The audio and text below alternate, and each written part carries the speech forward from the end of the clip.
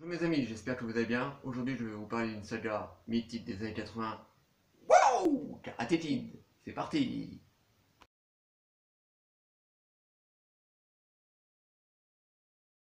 Ah, les années 80. Je me rappelle quand j'allais au collège le matin, j'étais tout chétif, j'avais plein de petits boubous comme ça un peu partout. J'y allais à reculons, de peur de me faire agresser par la grande brute du collège. Je disais à maman, maman, j'ai pas envie d'y aller, je vais me faire embêter.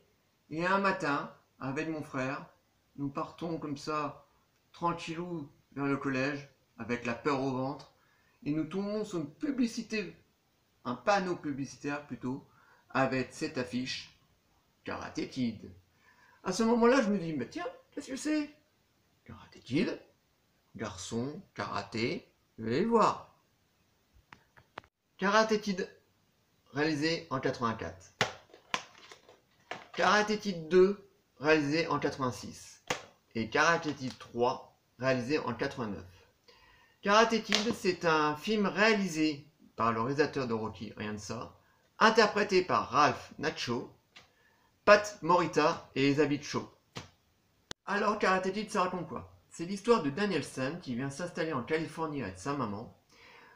Pendant sa première semaine de collège, il tombe amoureux d'une jeune fille qui n'est d'autre que l'ex d'un chef de gang de motards karatéka. Et vous vous doutez bien que Daniel San va se prendre une méchante petite toutouille et le soir, en rentrant chez lui avec tous ses bleus sur le visage, va rencontrer dans le couloir de son immeuble un maître Miyagi qui n'est d'autre qu'un maître de karaté qui va lui enseigner l'art du karaté.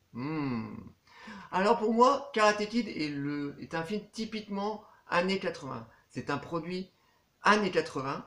Donc c'est un film que à l'époque que les ados avaient adoré parce qu'on pouvait s'identifier à Daniel. Voilà, on était tous plus ou moins des petits Daniel San. Voilà, on était des ch'tifs. Bon, moi, j'avais un ou deux copains qui jouaient un peu les grosses brutes, mais bon, pas comme dans le film.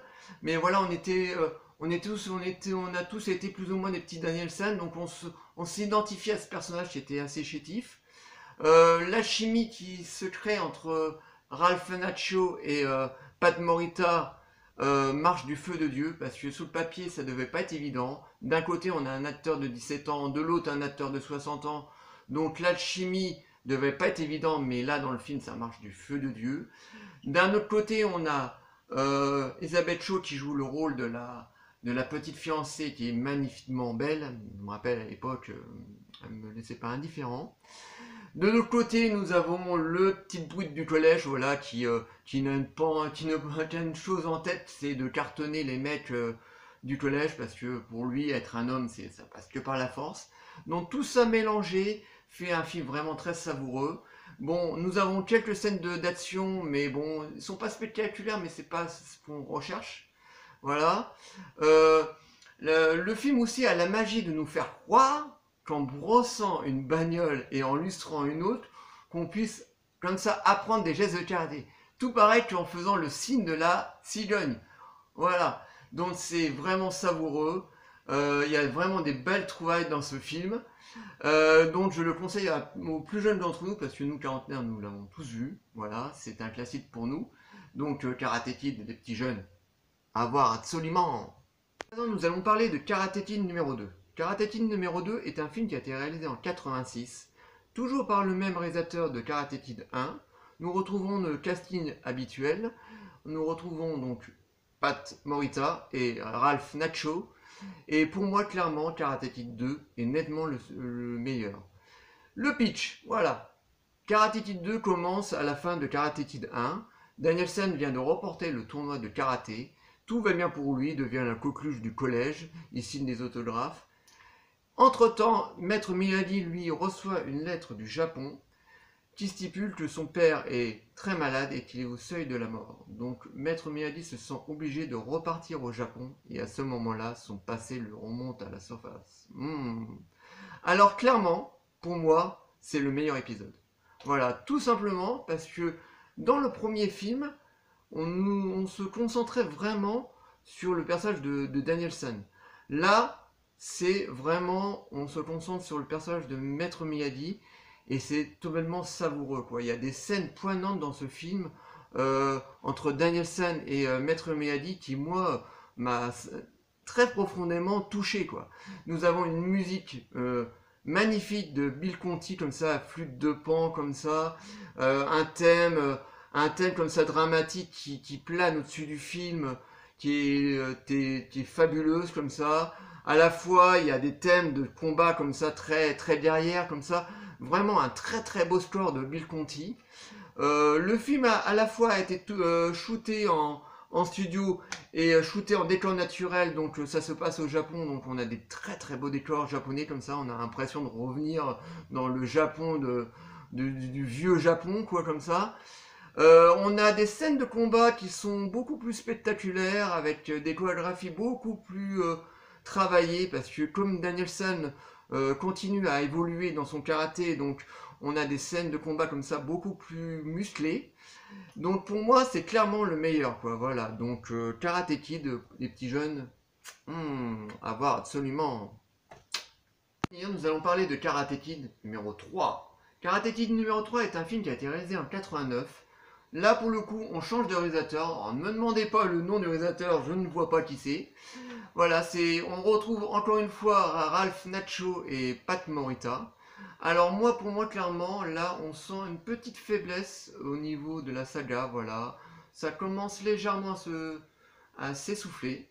Ça reste toujours très agréable à voir, on retrouve toujours avec plaisir nos personnages préférés.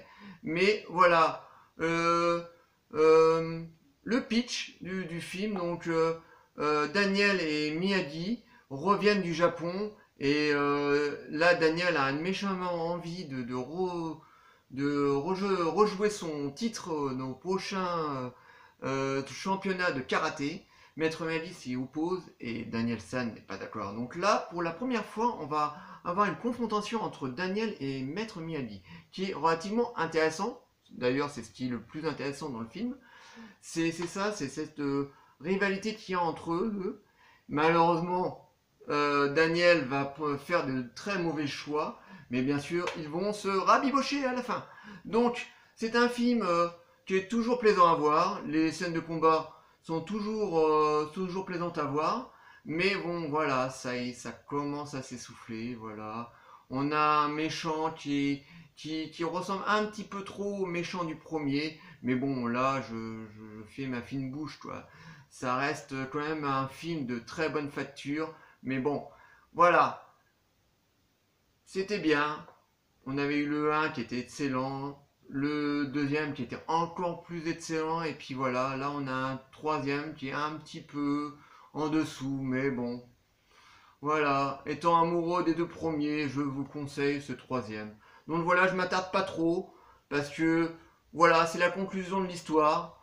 Nous quittons nos personnages préférés. Qu'on retrouvera très bientôt, bien sûr, dans la série Cobra Kai, que je conseille vivement, qui est une très très bonne série. Les producteurs avides de ça a réalisé un Karate Kid numéro 4, Miss Karate Kid, qui est une odieuse bouse que je vous déconseille fortement. Donc voilà mes amis, j'espère que cette vidéo vous a plu. Mettez un petit pouce bleu, abonnez-vous, inondez-moi de commentaires. Bon, je sais que j'aurai pas 150 millions de commentaires, mais on en parle, on en discute, et je vous dis à très très bientôt. Ciao.